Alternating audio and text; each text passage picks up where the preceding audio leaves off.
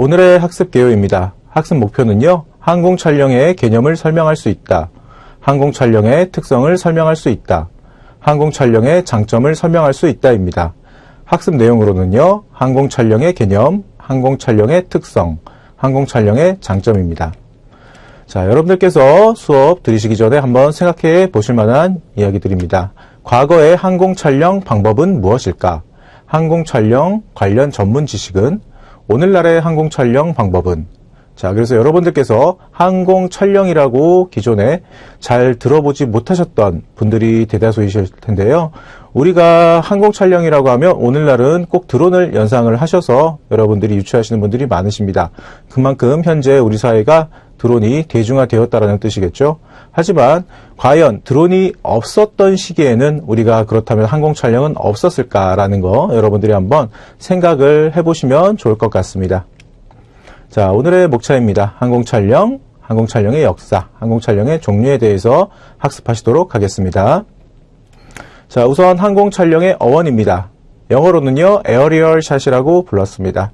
에어리얼 하면 여러분들 이제 좀 많이 익숙하신 분들이 계실 텐데요. 말 그대로 공기 중에, 하늘에, 상공에, 허공에 이런 뜻도 있죠.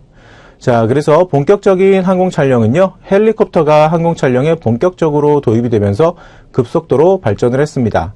말 그대로 우리가 과거에는요, 뉴스 같은 거 명절날 잘 보시면요, 뭐 서울 톨게이트라든가 주요 톨게이트 상공에서 헬리콥터 안에 촬영 기자가 예를 들어서 우리가 흔히 이야기하는 커다란 카메라, 대포라고 부르는 것들이 있죠. 예, 이러한 것들 어깨에 맨 상태에서 뭐 리포터가 여기는 현재 뭐 추석날 귀향길, 귀성길 이렇게 막히고 있습니다라고 이렇게 헬리콥터에서 무언가 안내를 하면서 교통 상황을 이야기를 하는데 그때 소음이 굉장히 많이 들리죠. 말 그대로 헬리콥터 내에서 촬영을 진행을 했던 거기 때문에 뭐 메인 로터 블레이드 회전하는 그러한 소리가 막 두두두두두 하면서 BGM처럼 섞였던 그러한 것들 과거에 뉴스에서 많이 접하신 분들 계실 겁니다. 네, 이러한 것들을 이야기를 하는 거고요. 헬리콥터가 발명이 된 이후부터 카메라와 더불어서 우리가 헬리콥터 내에서 이렇게 진행을 했었던 촬영들이 항공 촬영의 시초로 여러분들은 주로 많이 생각을 하실 겁니다. 그래서 특히 이러한 촬영 시에 진동 문제가 발생을 했기 때문에 타일러 마운트의 개발과 함께 이러한 문제점들이 해소되면서 항공 촬영이 이제는 안정적이고 부드러운 그림을 만들어내고 있습니다. 현재는 헬기 바깥에 카메라를 설치를 하고요. 기내에서 원격으로 조정하는 핫헤드 방식을 많이 사용합니다. 최근에는 카메라를 장착할 수 있는 원격 조정 소형 헬리콥터, 말 그대로 초경량 비행장치 무인 헬리콥터를 뜻하는 거죠. 이러한 헬리콥터가 등장을 해서 항공 촬영에 신기원을 가져왔다. 한국에서는요, 헬리캠이라고도 부르기도 하는데요. 원래는 개발사의 이름을 따서 플레인캠이라고 부르는 게 보통입니다. 자, 그래서 대형 광고 사진이나 대형 부착물 제작을 위한 촬영을 할 때는요, 아직까지는 무조건 드론을 써야 된다라는 건 아니고요. 경우에 따라서는 이렇게 헬리콥터를 사용을 합니다. 그래서 지금 제가 이제 첨부해드린 사진을 보시면요, 조금 위험한 상태다라고 조금 여러분들이 느끼실 수가 있어요. 물론 사진을 보시면요, 이렇게 안전 로프 후크는 이제 걸어놨지만 직접 사람이 이렇게 외부에서 스키드 발판 위에 서서 이렇게 몸을 지탱하고 찍는 것들이 있죠. 자, 그러면 드론으로 우리가 찍어도 되는데 굳이 이렇게 위험을 무릅쓰고 헬리콥터로 사용해가지고 촬영을 하는 경우는 어떤 경우들이 있을까요? 말 그대로 굉장히 높은 고도에서 굉장히 많은 범위에, 넓은 범위의 사진을 찍기 위해서입니다. 동영상을 찍기 위해서는 아니고요. 사진을 찍기 위해서죠. 자, 그래서 실제로 이렇게 헬리콥터 촬영을 했던 사진들을 보시면요, 약간 파노라마 형식으로 해서 가로 비율이 굉장히 넓게 나와 있는 그러한 사진이고요. 여기는 해수욕장으로 여러분들이 유추가 되시죠. 그래서 파라솔 같은 거, 여기 자리 같은 것들을 잘 보시면요, 피사체들 굉장히 작게 되어 있습니다. 그래서 드론으로도 이러한 형태의 사진을 찍을 수는 있겠습니다만 일반적으로 헬리콥터를 아직까지도 많이 선호하는 그러한 항공 촬영 장르다라고 여러분들이 이해를 하시면 될 것 같네요. 자, 항공 촬영의 역사 들어가도록 하겠습니다. 자, 우선 사진을 한번 보시면요, 어떤 것처럼 보이시나요?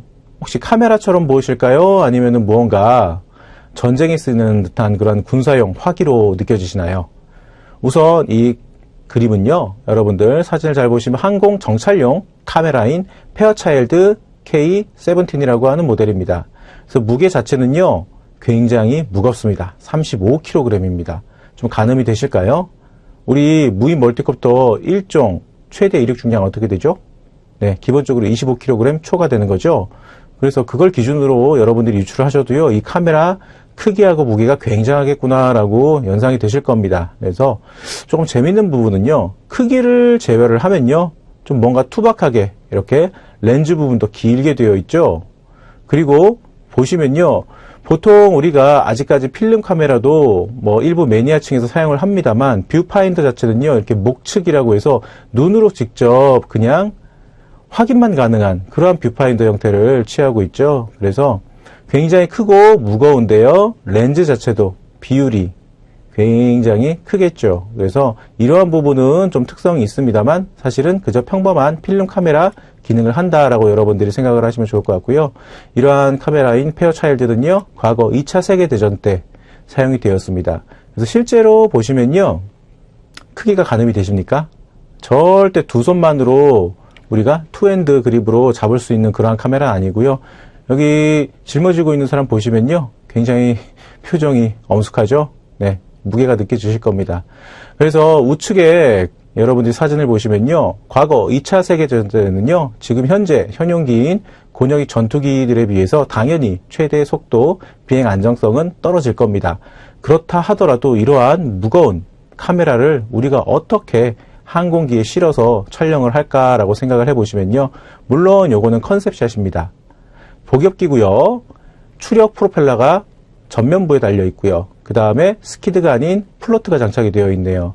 그렇다 하더라도 보시면요, 이렇게 거대한 카메라를 장착을 했었을 때 이러한 식으로 촬영하는 사람이 자세 포지션을 지어가지고 촬영을 할 수도 없을 뿐더러 이륙조차도 힘듭니다. 왜냐? 분명히 사람이 안전사고가 벌어지겠죠. 그런데 이렇게 2차 세계대전은요, 그냥 컨셉샷으로 이렇게 찍을 수는 있을 거다라는 약간의 우스개, 유머 코드를 넣은 그러한 컨셉샷 여러분들께 한번 소개시켜 드리고 싶었고요. 실제로는 여기 조종석인 콕피트를 보시면은 이 앞쪽에, 그 다음에 뒤쪽에 콕핏이 있는 거 보이실 건데요. 앞쪽은 말 그대로 파일럿이죠. 뒤쪽은 이제 기총 사수라던가 이러한 특수 목적을 가진 특별한 파일럿이 앉아 있는 자리인데요. 주로 이렇게 복좌식으로 해서 앞쪽은 조종사, 뒤쪽은요, 이렇게 촬영 임무를 하는 사람이 탑승을 하곤 했다고 합니다. 자, 그래서 실제로 목측 단렌즈이기 때문에 이렇게 보시면요, 이 비율 자체가 지금 촬영하는 사람의 얼굴이 축소되어 가지고 보이시는 게 보이실 겁니다. 그리고 렌즈 자체로 봤을 때 뷰파인더 확인이 절대 불가능하고요. 그런데 그 당시의 기술로서는요, 이게 정말 최대한 기술력을 발휘한 그러한 카메라가 되겠고요. 요거 역시 게임에 있는 일부 영상이긴 한데요, 거의 뭐 이런 식으로 조그만한 촬영용 카메라를 사용한다 그래도요, 이런 식으로 아크로바틱하게 고개 비행을 하면서 어쩔 수 없이 촬영을 했다라는 겁니다. 그만큼 우리는 현재 굉장히 기술적으로 편안한 시대에 살고 있기 때문에 드론을 통해서도 이렇게 어렵게 힘들게 찍을 필요는 없다라는 거 여러분들이 느끼실 수 있으실 것 같네요. 자, 그래서 실제 왼쪽에 있는 사진은요, 페어차일드 카메라 필름입니다. 우측에는 조금 잘렸습니다만 실제 양탄자하고 크기 비교를 위해서 필름이 이만큼 크다라는 거 여러분들이 느껴지실 수가 있을 것 같은데요. 이 필름 사이즈는요, 9x9로 되어 있습니다. 굉장히 초대형입니다.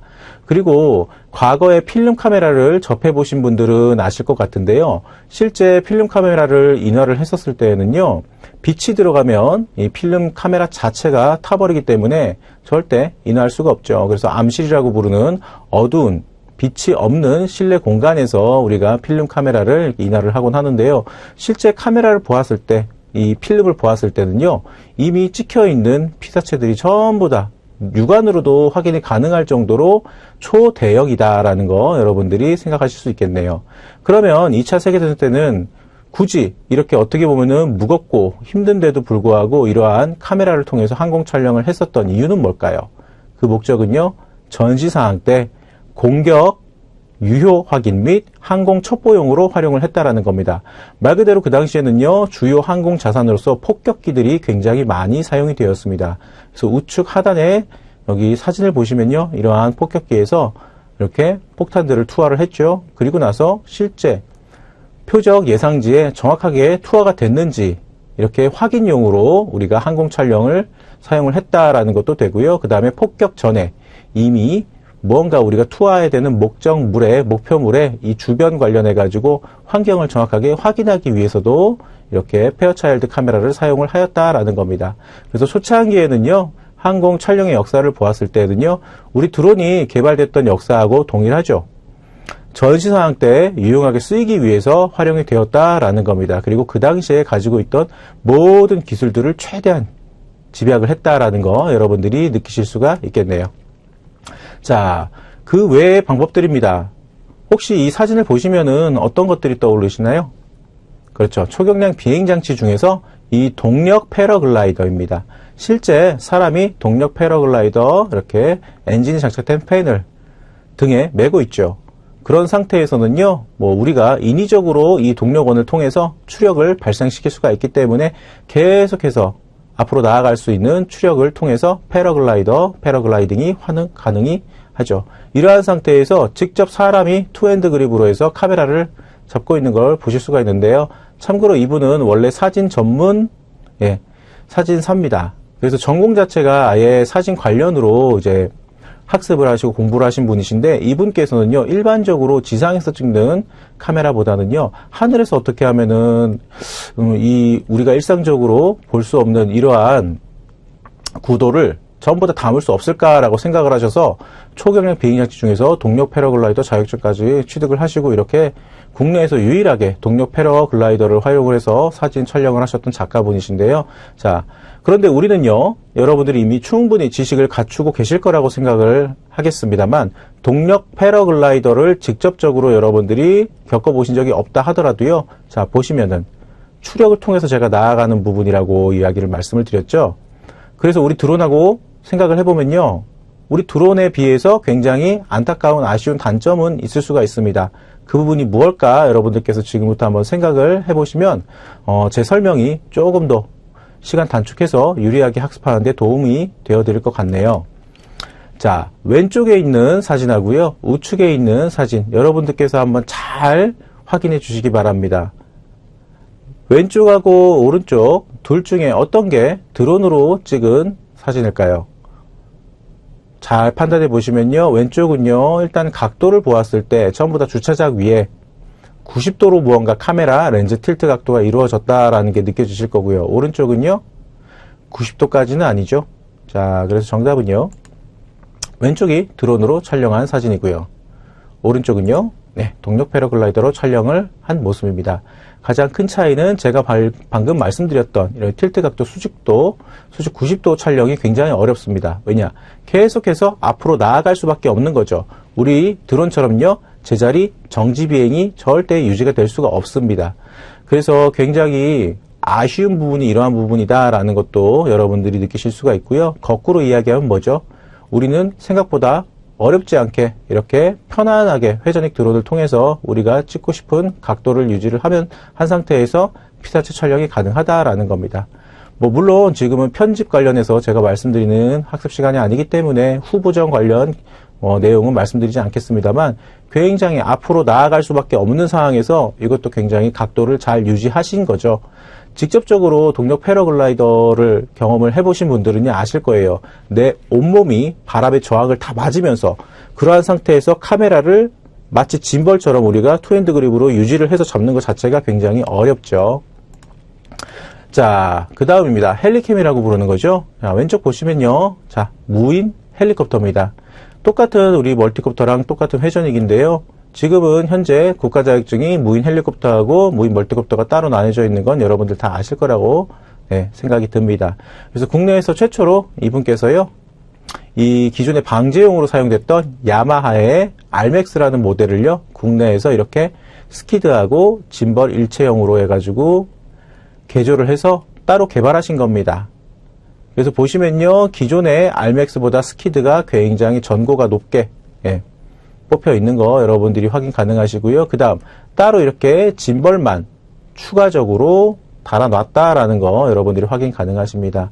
이분께서는 현재 이 초기력 비행장치 국가 자격증 관련된 분야에서는요, 저희 쪽에서는 굉장히 원로분이시고 김대군 위원님이시라고 하시는데, 이분께서 국내에서 최초로 헬리캠이라는 장르를 이렇게 개발을 해서 도입을 하셨습니다. 그래서 우측에 보시면요, 이 스키드, 짐벌하고 일체형이죠. 그래서 여러분들께서 한번 생각을 해보시면요, 이렇게 만들어 놓은 게 꽤 그럴싸하다. 이렇게 쓰면은 플라잉 캠으로서, 헬리콥터에 장착된 카메라로서, 헬리캠으로서, 불릴만 하다라고도 납득이 되시겠지만, 조금 더 예리하신 분들은 여기서 눈치를 채셨을 거예요. 그런데 보면은 이렇게 스키드가 카메라 주변에 가려져 있기 때문에 좌우로 카메라 렌즈를요, 이동이 가능할까라고 의문을 가지시는 분들이 계실 것 같아요. 그래서 제가 소개시켜 드립니다. 그렇기 때문에 이렇게 스키드 자체를 뭐죠? 이륙 후에는요, 폴딩이 가능한 형태로 개조를 하신 거죠. 그래서 좌우, 상하, 틸트 각도 조절에 전혀 문제가 없다라는 겁니다. 실제 조종은 조종사가 따로 하고요. 이 카메라 짐벌만 따로 각도를 수정을 해서 운용하는 운용 요원이 따로 존재하겠죠. 자, 그래서 방금 설명드렸던 알맥스는요, 이러한 기체입니다. 그래서 기체 신고번호를 보시면 국내라는 거 확인이 가능하시겠죠. 과거에는요, 2000년도 초반으로 제가 좀 비유를 드려서 말씀드릴게요. 과거에도 이 무인 멀티콥터라고 하는 드론이 대중화되기 이전에는요, 항공 방제, 항공 촬영의 영역이 이렇게 존재했습니다. 다만 같은 회전익으로서 그때는 무인 멀티콥터가 없었기 때문에 이렇게 제한된 모델의 무인 헬리콥터들이 국내에 수입이 되어서 활용이 되었고요. 대표적인 기체가 일본의 야마하에서 만든 이 알맥스라는 모델입니다. 앞선 슬라이드에서 설명드렸던 무인 헬리콥터하고 동일한 기종이죠. 자, 그 당시에는 국내에서 무인 헬리콥터를 이렇게 안정성 있게 활발하게 만드는 기업들이 없었기 때문에 초창기에는 이렇게 알맥스 모델들을 좀 많이 들여와서 국내에서 우리 조종자분들이 활용을 하셨고요. 이러한 알맥스 모델을 기반으로 해서 국내에서도 무인 헬리콥터들이 굉장히 많이 개발이 되었는데요. 과거의 항공방제는요, 농협협동조합 같은 데에서 마을 단위로 혹은 지역 단위로 이렇게 세금을 투자를 해가지고 이러한 기체들을 따로 구매를 해서 각 마을마다 지역마다 조합해서 이렇게 기체를 저장을 해뒀고요. 그 다음에 방제 시즌이 되면 이러한 분들만 따로 조종자만 모셔서 이렇게 계약을 맺고 이분들이 조종을 했습니다. 그 당시에는 무인 헬리콥터 이렇게 기종들이 다양하지 않았던 것도 원인이었지만 생각보다 이러한 무인 헬리콥터들을 운용할 수 있는 전문 조종자들 인원이 적었기 때문에 정말 전문가들만의 영역이었죠. 그래서 이 영상 보시기 전에 이분은요, 이 장소하고 현재 이 기체 신고번호는 국내가 맞습니다만 이분은 외국인이세요. 그래서 태국 사람이신데요. 예, 슈라이반 라이라는 분이신데 이분이 국내에서 이 알맥스 모델 조종하면서 항공방제에 활용됐었던 거 여러분들이 직접 한번 보시면서 이러한 형태로 비행을 했겠구나. 그렇다면 우리 같은 경우에는 이 하단부에 앞서 무인 헬리콥터를 헬리캠으로 활용하는 그러한 부분을 설명을 들었는데 그때 만약에 이러한 기체를 조종을 했었을 때 우리는 카메라 짐벌이라든가 뷰파인더를 어떻게 운영하고 조종하면 되었을까라고 생각을 하시면서 한번 영상을 보실게요.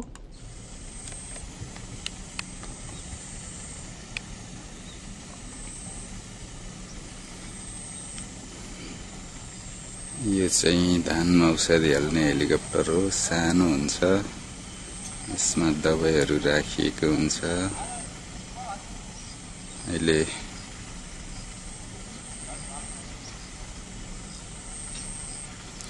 दबाईको भाँडाहरू लोड गरिँदैछ। यसमा मान्छे हुँदैन, यसमा रिमोट कन्ट्रोलरले चल्ने हो यो हेलिकप्टर।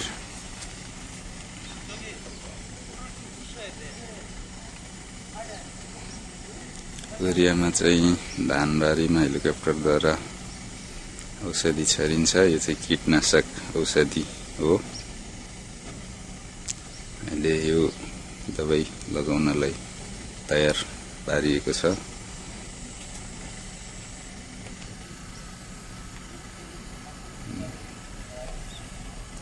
यो धान बारीमा अहिले औषधि लगाइन्छ।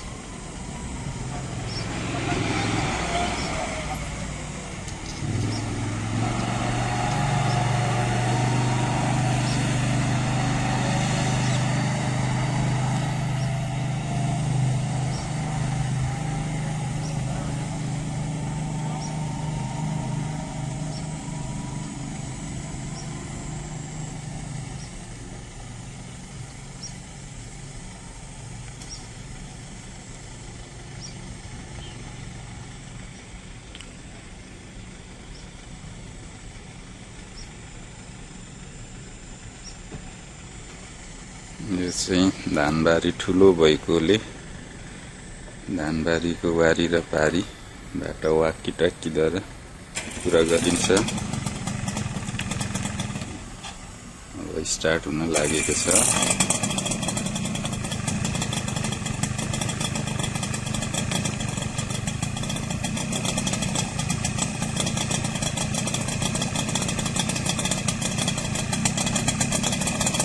पाइलट चाहिँ रिमोट कन्ट्रोल लिएर बसिराखेको अवस्था छ।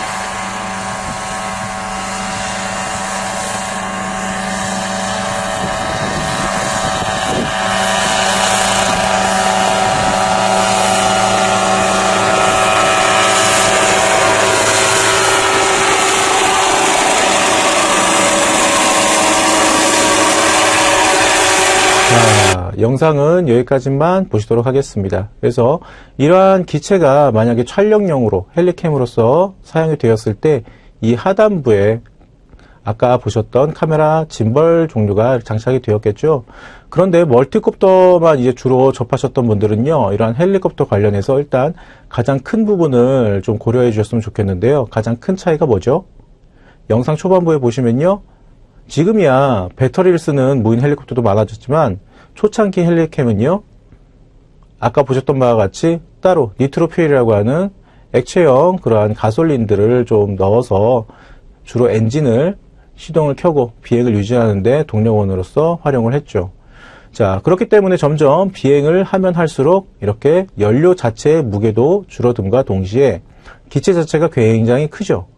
그래서 멀티콥터를 여러분들이 잘 생각해 보시면요, 뭐 각각 기체마다 종류별로 디자인의 차이는 있겠습니다만 주로 이제 축간거리라고 하는 이러한 축하고 축 사이의 길이하고요, 그 다음에 따로 특정한 형태로 봤을 땐 멀티콥터는 전후 좌우에 크게 뭔가 다른 것 같은 그러한 특별한 디자인이 없습니다만 헬리콥터는 어떻게 되어 있죠? 전면부하고요, 후면부, 그 다음에 측면을 보았을 때 이렇게 길게 뻗어나가는 형태가 되어 있고요. 그 다음에 스키드만 보아도요, 테일로터 하단부에는 따로 착륙을 위한 랜딩 장치는 없죠. 그리고 로터 블레이드가 따로 길게 뻗어 있다는 것, 이러한 부분들 때문에 좁은 장소에서, 협소한 장소에서 우리가 이륙을 하고 착륙하기 굉장히 어렵습니다.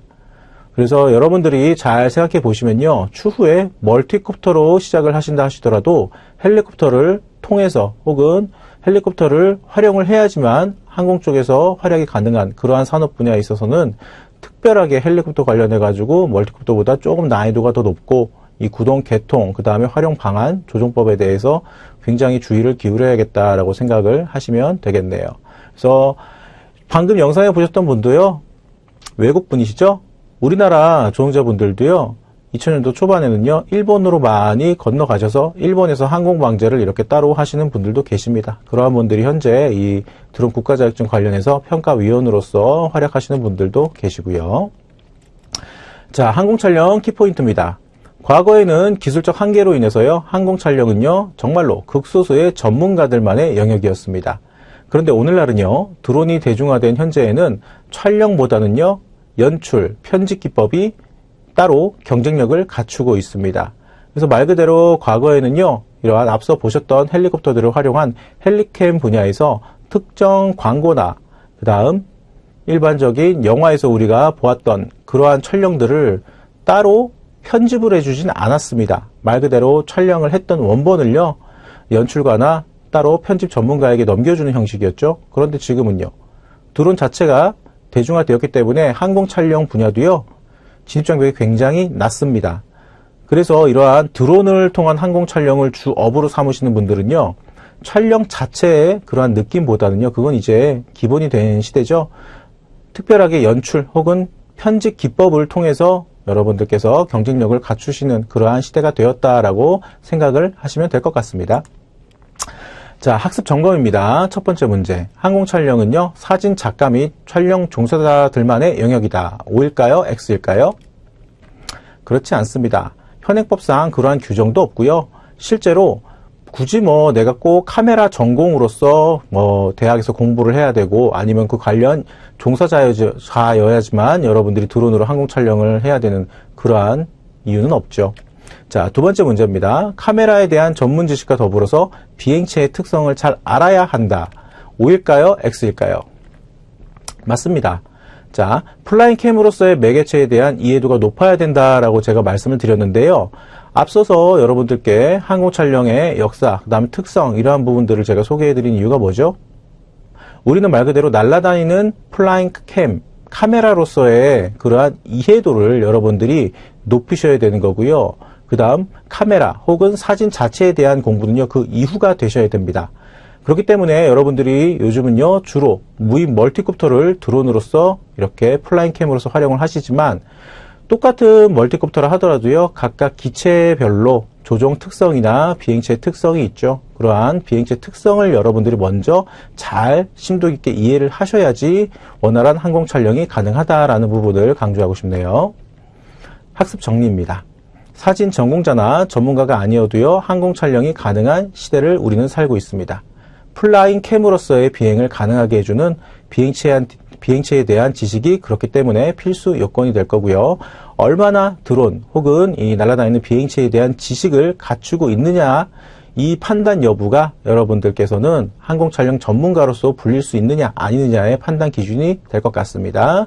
자, 어떤 비행체를 통해서 플라잉 캠으로서 활용할지에 대해서 이 관련된 항공 법적 지식이 그렇기 때문에 필수 요소로서 지금은 사회에서 인식되고 있네요. 참고 자료였고요. 차시 예고입니다. 오늘의 학습 개요입니다. 학습 목표는요, 각 기체의 특성을 설명할 수 있다. 각 기체의 장단점을 설명할 수 있다. 기체 재원을 설명할 수 있다입니다. 학습 내용은요, 기체별 특성, 기체별 장단점, 기체 재원 되겠습니다. 자, 항공 촬영 관련해서 여러분들이 다양한 기체들을 보유하고 계시는 분들이 계실 수가 있고요. 이제 학습을 통해서 추후에 기체를 구매 후 활약하실 걸 생각하시는 분들이 계실 수가 있고요. 그리고 또 하나, 특정 업체에 이미 소속되어 계시기 때문에 드론을 직접 운용하시는 거에 대해서 큰 제약은 없으시나 여러분들께서 조금 더 전문가로서 발돋움을 하시기 위해서 학습하시고 계시는 분들이 계실 거라고 예상이 됩니다. 자, 그렇기 때문에 우선 제가 모든 회사의 드론들을 다 설명을 드릴 수는 없고요. 주로 국내에서 민수용 촬영용 카메라 드론으로서 많이 사용되고 있는 DJI 제품 중에서 가장 대표적인 플랫폼만 간략하게 설명을 좀 드리도록 하겠습니다.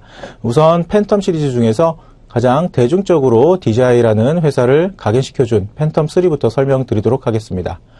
우선 팬텀3는요, 전 세계 상용 드론 시장의 약 80%를 장악하고 있는 DJI사의 주력 제품군 팬텀의 세 번째 모델입니다. 출시 연도는요, 2015년 4월 출시가 되었고요. 민간 드론 시장을 폭발적으로 성장시킨 기체가 되겠습니다. 카메라와 송수신기의 종류에 따라서 세 가지 버전이 존재를 하고요. 똑같이 팬텀 3이지만 어떤 모델은요 스탠다드, 어떤 모델은 어드밴스드, 어떤 모델은 프로페셔널로 따로 발매가 되었습니다. 이렇게 세 가지 버전으로 존재한 이유는요, 초창기 모델, 그 다음 무언가 센서들 관련해가지고 강화된 센서가 장착되어 있는 어드밴스 모델, 그 다음 카메라의 성능이 고사양으로 올라간 프로페셔널 모델이 되겠습니다. 자, 그 다음은요, 인스파이어 시리즈입니다. 팬텀 시리즈보다 대형 기체로서 전문가들을 대상으로 개발되었습니다. 여기서 말하는 전문가들은요, 기존에 사진 관련해서 혹은 영상 관련해서 활약을 하시던 분들 이야기를 하고 있는 거고요. 자, 인스파이어는 2014년도 11월 출시가 되었습니다. 비전 포지셔닝을 탑재를 해서요, GPS가 동작하지 않는 실내에서도 안정적 비행이 가능이라고 판매사인 DJI사에서는 최초에 그렇게 광고를 했었는데요. 실제로 비전 포지셔닝을 탑재해서 GPS가 동작하지 않는 실내에서도 이게 어떤 의미인지 여러분들 생소하신 분들이 계실 수가 있는데요. 일반적으로 우리가 GPS 위성 신호를 통해서 기체가 스스로 자기 위치를 인식하게 되고, 그렇기 때문에 특별하게 우리가 조종을 하지 않아도요, 기체는 말 그대로 그 위치를 고수하게 됩니다. 그래서 GPS 모드라는 거 우리가 부르는 딱 그러한 모드인데요. 그런데 이러한 GPS 모드가 실내에는 굉장히 취약하죠. 말 그대로 실내에서 GPS 위성 신호를 잡기가 어렵기 때문인데요. 이 전방에 달려있는 비전 센서, 그 다음에 하단부에 달려있는 센서들이요, 이러한 GPS 기능을 조금 대처를 해준다라는 겁니다. 말 그대로 호버링을 어느 정도 실내에서도 유지 가능하게 도와준다라는 건데, 그런데 이거를 정말 믿으시면 안 됩니다. 특히 인스파이어 1 모델은요, 민수용이지만 촬영 전문가용으로 최초로 개발된 모델이기 때문에 굉장히 다양한 분야에서 많이 쓰였습니다. 광고, 그 다음 상업용인 그러한 광고 촬영 아니면은 항공 촬영 분야에서 많이 쓰였는데, 그러다 보니까 굉장히 사고 사례가 많이 보고된 것도 이 모델이기도 합니다. 그래서 어디까지나 DJI사, 판매사가 이제 이야기하는 부분은요, 아, 그러한 기능도 있구나라고 여러분들이 참고를 하셨으면 좋겠고, 100% 신뢰를 하셔서 그 부분에 너무 의지를 하지 않으셨으면 좋겠습니다. 자, 그리고 이 인스파이어 모델의 특징이 있죠. 카메라 교환을 통해서 보다 뛰어난 사진 및 영상 촬영이 가능하다라는 겁니다. 그래서 사진을 보시면요, 하단부 이렇게 카메라 짐벌 여러분들이 보실 수가 있는데요. 기존의 팬텀 시리즈를 보시면요, 이렇게 일체형으로 카메라 짐벌이 되어 있죠. 그런데 이 부분이 탈부착이 가능하기 때문에 조금 더 고사양의 카메라를 장착을 해서 전문가들이 이제 카메라 관련된 그러한 아쉬움을 달랠 수 있었다라고 여러분들이 이해해 주셨으면 좋겠습니다. 자, 그런데 이렇게만 설명드리면 굉장히 완벽한 드론인 것 같지만, 사실은 이 텔레메트리라고 하는 송수신 관련돼서 이슈가 굉장히 오히려 유명한 기체이기도 합니다. 그리고 최초로 인텔리전트 배터리를 장착을 했던 모델이기 때문에 배터리 관련 이슈도 있었고요. 조금 기억을 해주셨으면 좋겠다라는 부분은요, 지금이야 이 인스파이어 1 모델이 단종이 되어서 만약에 정말로 이 모델을 구매를 하고 싶으시다 하시는 분들은요, 인스파이어 2나 인스파이어 3가 지금 현재 출시가 되었기 때문에 가격대는 조금 부담이 될 수가 있겠습니다만, 인스파이어는 참고로 1,500만 원 발매가 되었죠. 그래서 차라리 인스파이어 모델을 내가 꼭 구매를 해야겠다 하시면요, 원은 절대로 구매하시는 거 비추천입니다. 오히려 구매하시는 방법도 어려우실 거예요. 중고 거래를 통해서밖에 여러분들이 접하실 수가 없는 그러한 상황인데요. 이 출시 연도를 보시면은 10년 전이죠. 그렇기 때문에 배터리 관련해서도요, 여러분들이 또 골치 아픈 일들이 벌어지실 수가 있습니다. 그래서 여러분들이 굳이 찾아서 이러한 기체를 사용하시겠다 하면 말리지는 않겠습니다만, 이 부분을 꼭 기억해 주십시오. 텔레배터리 불안정, 이러한 이슈 때문에요, 똑같은 인스파이어 기체가 3대 이상 같은 지역에서 만약에 비행을 하는 경우는 영상 수신도 마찬가지고 조종 송수신도요, 녹헌 현상이 자주 벌어졌습니다. 이러한 상황이기 때문에 초창기 2014년도에 발매되었던 모델이기 때문에 지금 현재 발매되고 있는 모델들보다 텔레메트리 송수신 관련해서 센서 이슈가 굉장히 성능이 저하되었던 것들이 많기 때문에 조금 조심하셔야 된다라는 것을 말씀드리고 싶고요. 자, 제가 직접 팬텀 모델하고요, 인스파이어 모델을 가지고 왔습니다. 직접 기체를 통해서 비행체 특성에 대해서도 조금 설명을 드리도록 하겠습니다. 자, 우선 팬텀은요, 현재 팬텀4 RTK라는 모델을 가지고 왔습니다. 전 슬라이드 보시면요, 여기 사진에서는요, 그냥 민둥하게 깎여 있는 부분이 제가 가지고 온 건요, 모자 같은 거 쓰고 있죠? 이게 바로 RTK 안테나라고 하는 겁니다. 리얼타임 키네마틱이라고 하는데요. 이러한 RTK 모델들은요, 기존의 모델들보다 GPS 위성 신호, 말 그대로 위성을 잡는 개수가 더 많기 때문에, 많게는 2배에서 3배까지도 일반적인 기체보다 위성 신호를 많이 잡습니다. 그렇기 때문에 정밀한 비행이 가능하죠. 우리가 촬영을 위해서는요, 이렇게 짐벌, 보호캡을 먼저 분리를 해 주셔야 되시고요. 팬텀을 보시면요, 이렇게 기체의 정 가운데, 무게중심 가운데에 카메라 짐벌이 달려있는 걸 여러분들이 아실 겁니다. 그래서 비행체의 특성으로 보자면요, 제가 이렇게 상면을 보여드리도록 하겠습니다. 이 팬텀이요, 사실은 전 세계적으로 민간 드론 시장을 폭발시켰던 이러한 기체다라고 우리가 이야기하는 이유가 뭐냐면요, 이 디자인을 보시면 아실 겁니다. 쿼드콥터이기 때문에요, 어쩔 수 없이 우리는 이제는 기본으로 생각하는 X자 형태, 쿼드콥터 형태를 여러분들이 생각을 하실 수가 있는데, 여기서 끝나면 안 되죠? 여러분들은 전문가가 되셔야 되시니까. 이러한 형태를 보셨을 때는요, 어떤 방향에서든지 간에 동일한 바람의 저항을 받는 그러한 역학적인 설계가 들어가 있다라고 여러분들이 생각을 해주셨으면 좋겠고요. 그죠?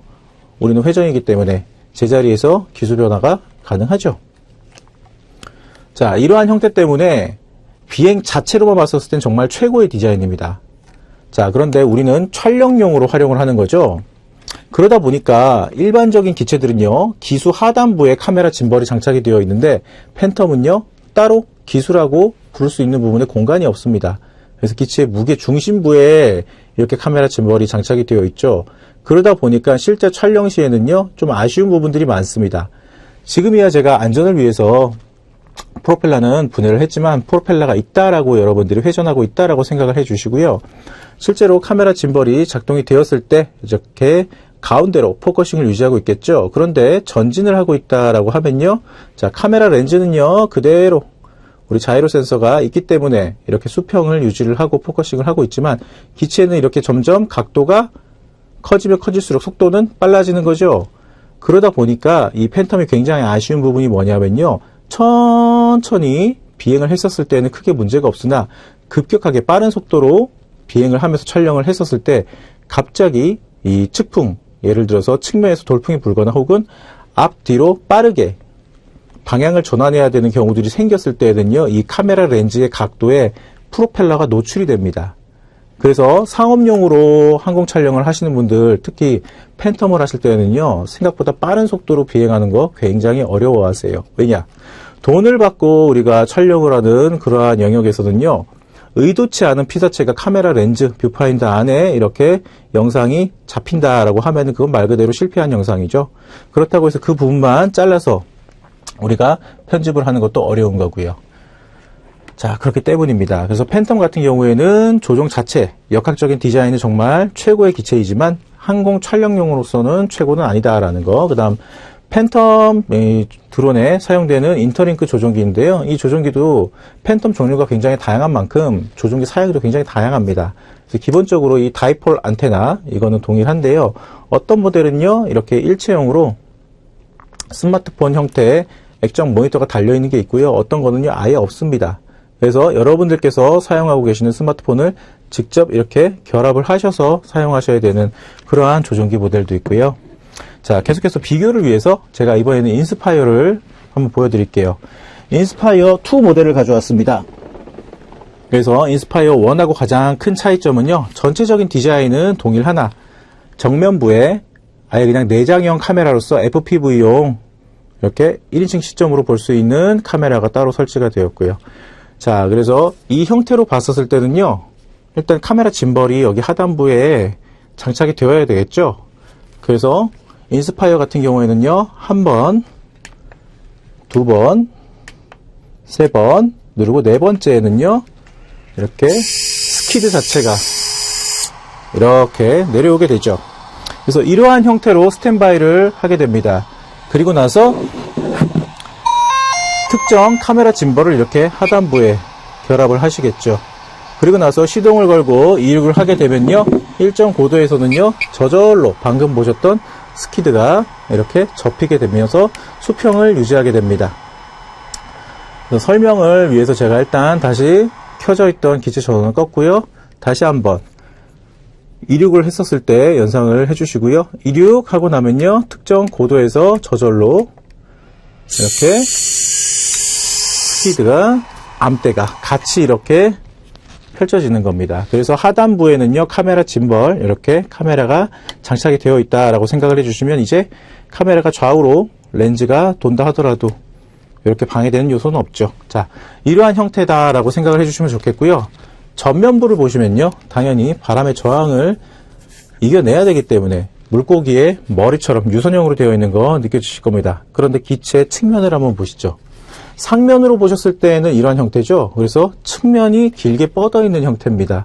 그러다 보니까 측면에서 불어오는 바람, 저항을 굉장히 많이 받겠죠.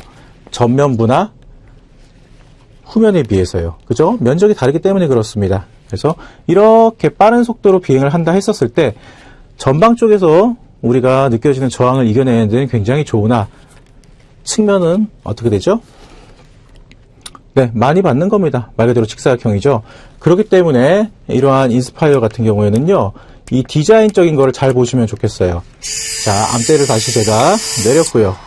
이 측면을 보시면요, 우리 좀 뻥 뚫려 있는 빈 공간들이 좀 많이 느껴지십니까? 네, 이러한 구조를요, 스켈톤 구조라고 하는데요. 이 스켈톤 구조로 만들 수밖에 없었던 거는요, 말 그대로 카메라 짐벌을 굉장히 고사양으로서 좋은 카메라를 탈부착을 할 수 있기 때문에 영상을 직접 찍었을 때에는 영상 송수신기의 발열이 굉장히 심합니다. 그래서 공랭식으로서 우리가 이렇게 영상 송수신기를 발열을 잡아줄 수 있는 그러한 역할도 있겠지만 저항을 받았을 때는요, 조금이나마 이 빈 공간을 통해 가지고 바람이, 저항이 빠져나갈 수 있게 그렇게 만들어 놓은 설계이기 때문에 어떻게 되면은 여러분들께서 굉장히 머리를 잘 쓴 그러한 구조구나 라고 이해를 하실 수가 있겠죠. 그런데 우리는 뭐죠? 직접 날아다니는 비행체로서의 특성을 여러분들이 알고 계셔야 되기 때문에 안타깝지만 배터리 부분 때문에 이 측면 부분, 후면 측면 부분은 막혀 있습니다. 그래서 스켈톤 구조로 되어 있기 때문에 갈비뼈처럼 바람이, 저항이 이렇게 통과가 하면서 공랭식이지만 이 뒷부분은 저항을 그대로 받습니다. 그래서 이러한 거 관련된 저항은요, YAW 이거 관련돼 가지고 보정을 소프트웨어를 통해 가지고 자체적으로 FC가 보정을 하면서 계산을 하면서 버티는 그러한 구조가 되겠습니다. 그래서 인스파이어 1 같은 경우에는 굉장히 단점이 많은 모델이었지만 2부터는요, 텔레메트리 관련 이슈도 굉장히 적고 이러한 인스파이어 원래 본연의 역학적인 설계를 최대한 소프트웨어가 많이 보정을 해줌으로써 인스파이어 1보다는 비행 안정성이 굉장히 좋아졌죠. 자, 그 다음은 많은 분들이 알고 계시는 매빅 시리즈입니다.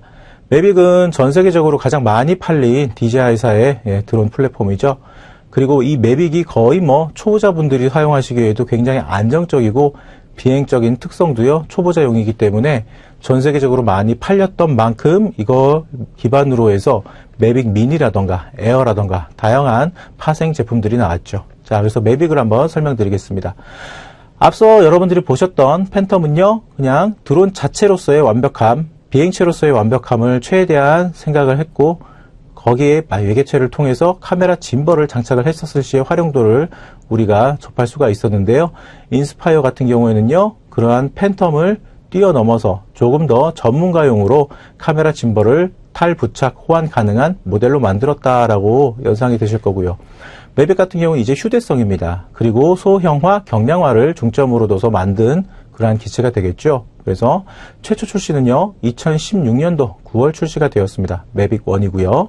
자, 그래서 설명을 보시면은 붐을 접히게끔 설계하여 이렇게 제가 말씀을 드려놨는데, 붐이라는 건 헬리콥터 용어에서 이제 파생되었던 거기 때문에 여러분들은 암이라고 부르셔도 되고요.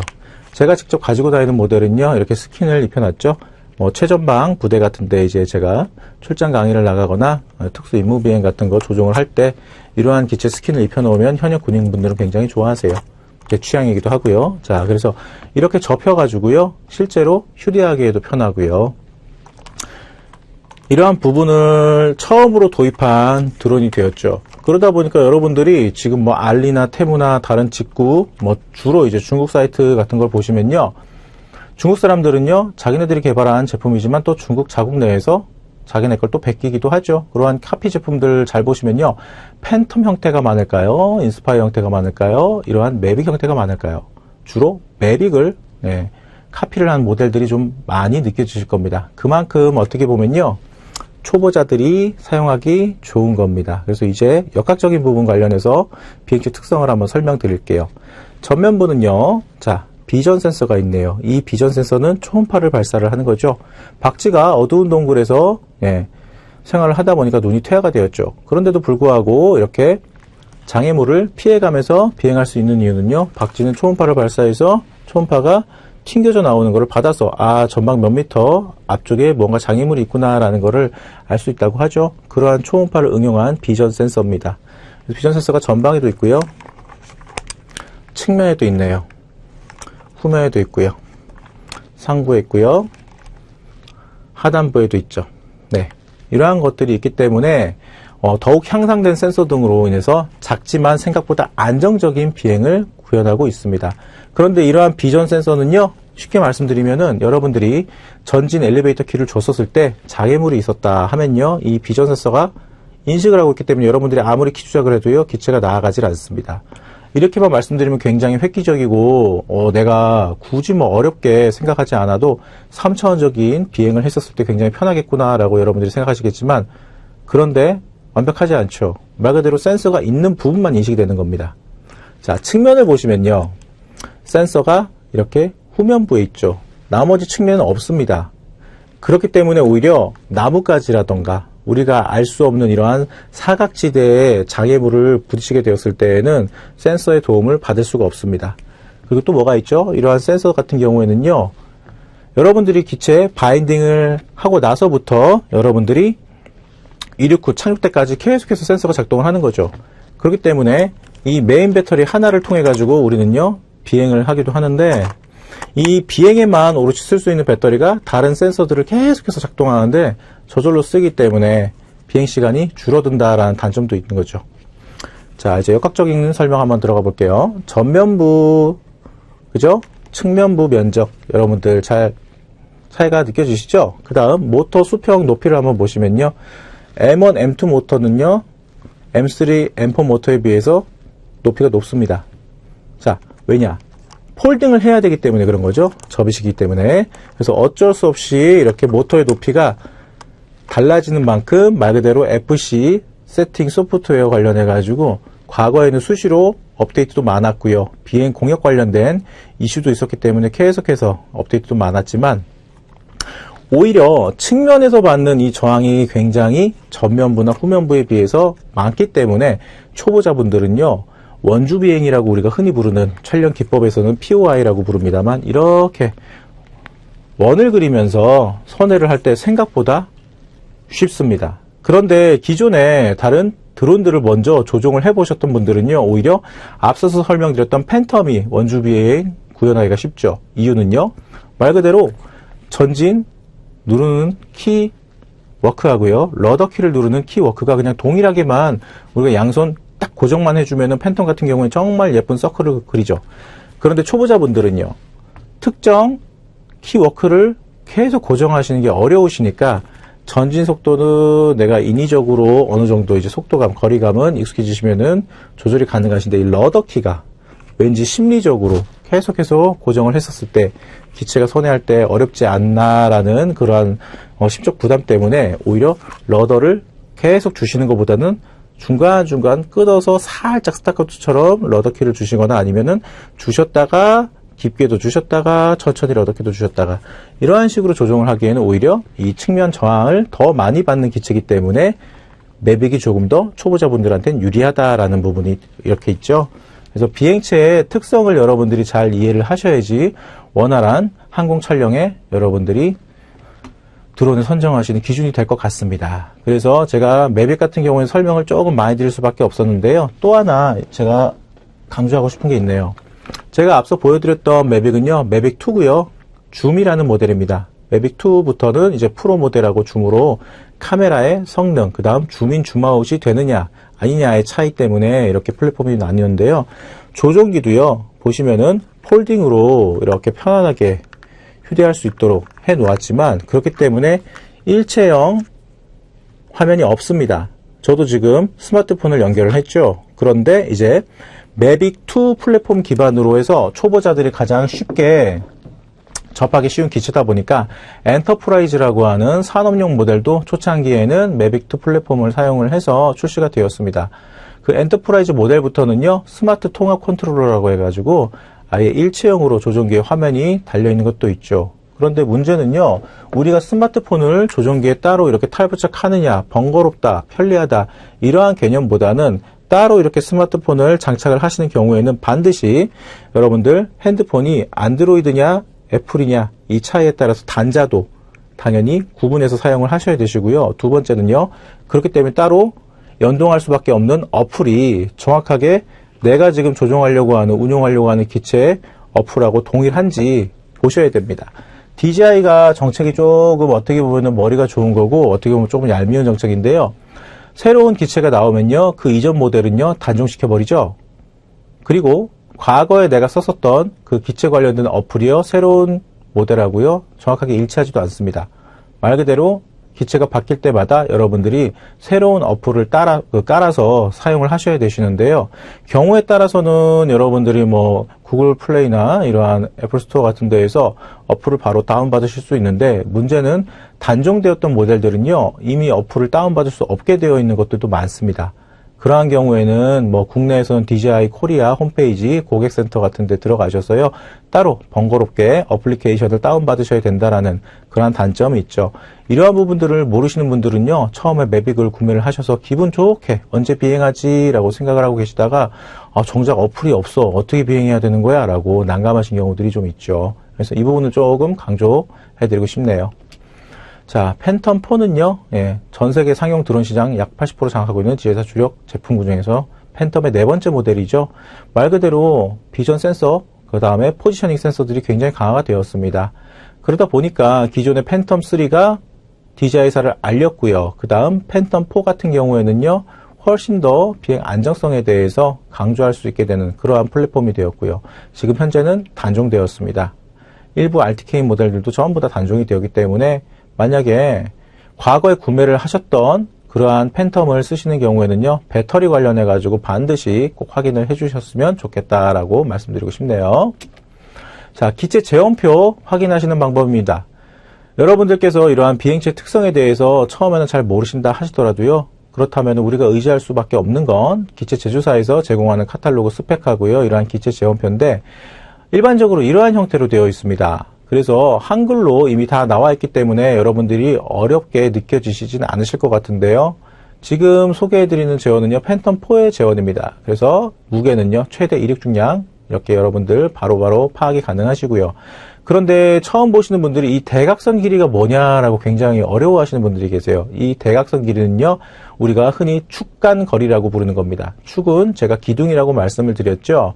그래서 다음 슬라이드 보시면요, 자, 이 모터 위에는요, 세로로 무언가 축이 있을 겁니다. 그렇기 때문에 프로펠러가 이렇게 고정이 가능한 거죠. 그래서 이 축하고 사이의 거리입니다. 말 그대로 기체 측면 길이에서 프로펠러 이 옆의 날개 길이는 제외를 한 거죠. 그래서 이러한 축간 거리를 가지고 과거에는요, 멀티콥터를 따로따로 분류를 했습니다. 팬텀4의 경우에는요, 이 축간 거리가 350mm니까 우리가 흔히 350급이라고 불렀고요. 그래서 450급, 550급, 650급 이런 식으로 분류 방법이 있다라는 거 여러분들한테 말씀드리고 싶고요. 그 외에는요, 최대 속도라던가 최대 상승 한계 고도, 비행 시간, 온도 범위, 최대 전송거리 이렇게 나와 있지만 제가 꼭 강조하고 싶은 부분입니다. 이러한 제조사에서 자기 모델들을 테스트를 해서 이러한 속도라던가 비행 시간, 런타임이라던가 최대 리미트 고도 같은 것들, 전송 거리 같은 것들 스펙이 나와 있는 건데요. 이거는 말 그대로 제조사에서 아무런 방해 요소 없이, 바람의 저항도 없이, 그 다음에 GPS, 위성, 송수신 전혀 방해가 없는 그러한 환경에서 테스트한 겁니다. 그리고 실제로 테스트할 때는요, 제자리 정지 호버링 상태만 유지를 하고 있기 때문에 실제 여러분들이 활용하시는 그런 환경하고는 맞지가 않습니다. 그래서 이걸 그대로 믿으시면 굉장히 난감하죠. 그리고 여러분들은 실제로 드론을 조종하시는 계절이 다 다르실 거고요. 그 다음 똑같은 배터리를 쓴다 하더라도요. 여러분들께서 배터리를 효율적으로 관리를 못하시면요. 이 비행시간은 당연히 이러한 시간에 나올 수도 없는 거고요. 그리고 실제 처음 딱 구매를 하시고 나서 처음 충전을 하시고 정말로 약 28분 가까이 비행할 수 있는 배터리를 사용하신다 하시더라도요. 제가 아까 말씀드렸죠. 이 기체 출시하기 전에는요. 제자리 정지오버링만 테스트했던 그러한 비행 시간이라고요. 실제로 여러분들이 어떻게 속도를 내실지 어떻게 방향전환을 계속해서 하시면서 비행을 하시는지 모르기 때문에 비행 시간은요. 천차만별입니다. 그래서 이러한 기체 제원표에 있는 시간은요, 그냥, 대략적으로 이 정도 런타임을 가지고 있구나, 라고 참고만 하셔야 되시지, 이걸 절대적으로 믿으시면요, 큰일 나십니다. 그리고 간혹 가다가 이 기체의 최대 상승 한계 고도를 보시고, 생각보다 많이 올라가는구나, 이게 가능해? 라고 의구심 가지시는 분들이 계실 수가 있는데요. 말 그대로 하드웨어적으로 리미트, 소프트웨어적으로 락을 걸어 놓은 그런 고도 제한 리미트를 풀었을 때 한계입니다. 그리고 이 역시요, 약 28분 비행이 가능하다 하더라도요, 이 배터리를 최대 고도 올릴 때까지 다 썼다라는 거죠. 그 이후에는요, 책임 안 진다라는 거예요. 고도 6km를 올렸는데, 그러면 나중엔 착륙을 해야겠죠. 그때는요. 이러한 것들이 고려되지 않은 스펙이다라는 걸 여러분들이 반드시 기억해 주시고요. 최대 전송거리 역시 마찬가지입니다. 이론상만 가능한 겁니다. 실제 여러분들이 조종을 하시는 환경은요, 주변에 주파수를 차폐해 주던가 아니면은 조금 방해할 수 있는 요소들이 굉장히 많겠죠? 그러한 것들까지 고려를 하셨어요. 이것도요, 그냥 참고로만 활용을 하셔야 되지, 무조건 믿고, 내 드론은 팬덤폰대에 5km까지 갈 수 있어. 이렇게 성급하게 비행, 항공 촬영에 임하시면 큰일 나십니다. 자, 그래서 아까 축간거리는요, 대각선길이 설명을 드릴 때 제가 다 설명을 드렸기 때문에 이 부분은 슬라이드 넘어갈 거고요. 나머지는요, 이제 기체 제원 중에서 우리가 드론, 기체 자체로서의 제원을 확인한 거고요. 그 다음, 우리 카메라 짐벌이 대부분은요, 인스파이어 모델을 제외하고는 전부 다 일체형이기 때문에 화소라든가 렌즈, 그 다음 동영상 녹화 모드로 들어갔었을 때 화질에 따라서 이렇게 프레임 기준이 달라진다라는 거 여러분들이 생각을 해 주셨으면 좋겠네요. 자, 이러한 부분은요, 혹시라도 제가 과거에 저번 주차에서 다 설명을 드렸지만 혹시 몰라서 개인적으로 학습하시는 분들께 제가 좀 참고용으로 이렇게 넣어드린 거기 때문에 따로 설명을 드리진 않겠습니다. 이 뒷부분 역시 마찬가지죠. 그런데 실무적으로 항공 촬영을 하실 때는요, 초보자분들이 가장 많이 하시는 실수가 있어요. 뭐냐? SD카드를 장착을 안 하세요. 제가 이렇게 말씀드리면 굉장히 그런 거를 설마 확인 안 하겠어요? 라고 생각하시겠지만 정말입니다. 실제로 돈 받고 운용하는 사람들도요, SD카드 관련된 이슈가 굉장히 많습니다. 예를 들어서 기체는 챙겨왔는데 SD카드를 안 가져왔다라던가, SD카드를 가져왔는데 실제 이륙을 할 때에는 SD카드를 넣지를 않았다라던가, 별의별 일이 다 생깁니다. 그래서 SD카드 반드시 여러분들이 생각하셨으면 좋겠고요. 기체를 처음 사셨을 때 반드시 조종기 관련된 다른 버튼들, 위치, 기능 키들 다 여러분들이 파악을 해주셨으면 좋겠고요. 주로 이렇게 조그 다이얼로 카메라 짐벌 틸트 각도를 바꾸던가 아니면은 카메라 밝기 ISO라던가 이렇게 조정이 가능하게 되어 있죠. 양손 검지. 그래서 이 조그 다이얼 부분을 어떻게 얼마나 섬세하게 비행을 함과 동시에 조절이 가능하시냐에 따라서 항공 촬영 난이도가 달라지는 거죠. 자, 어플 같은 경우에는요, 이렇게 따로 특정 기체에만 활용될 수밖에 없는 특정 어플들이 있습니다. 그래서 반드시 여러분들이 촬영을 하시기 전에 꼭 한번 확인을 해 주셨으면 좋겠습니다. 자, 오늘의 키포인트입니다. 사용하는 기체의 특성과 매뉴얼을 반드시 숙지하셔야 됩니다. 그냥 여러분들께서 막연하게 조종기 먼저 켜고 기체 켜고 바인딩 됐네 한번 이륙 이렇게 하시면은 큰 코 다치세요. 자, 그 다음 기체별 특성과 장단점을 반드시 숙지를 하신 상태에서 그 이후에는요, 카메라의 특성을 확인하셔야 됩니다. 사진 촬영 모드하고요, 동영상 촬영 모드 때 대부분의 드론 카메라는요, 배율이 달라집니다. 이 부분을 반드시 여러분들이 연습 비행을 통해서 확인하셨으면 좋겠네요. 학습 점검입니다. 제조사의 카탈로그 스펙을 그대로 믿고 비행해도 된다. 자, O일까요? X일까요? 아니죠. 카탈로그 스펙은요, 개개인의 비행 환경과 반드시 차이가 존재할 수밖에 없습니다. 두 번째입니다. 카메라에 대한 전문 지식이 없어도 드론 항공 촬영은 가능하다. O일까요? X일까요? 가능은 하죠. 왜냐?